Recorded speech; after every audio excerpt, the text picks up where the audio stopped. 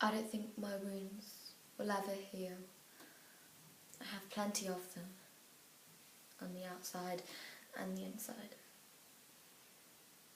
I never really knew her, and yet I loved her.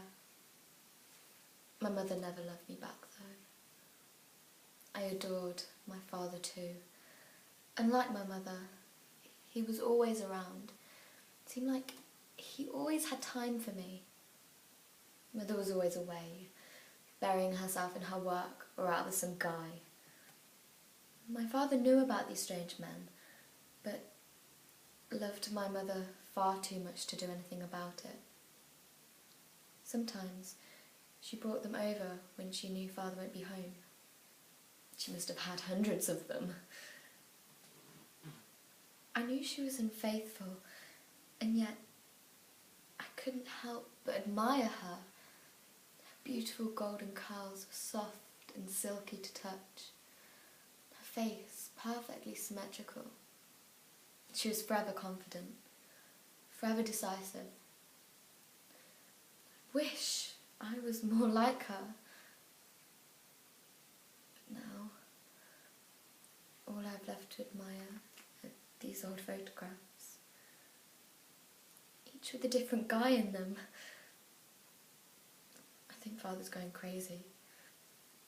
He just can't stand the thought of life without her. He says he's going to commit suicide, but I know he won't go without me. I understand how he feels though. It was so horrible. That man was so scary with all his tattoos and piercings. I think Mother was secretly afraid of him too. If you'd have seen him, you'd have been terrified. I always hid in my room when that man came over.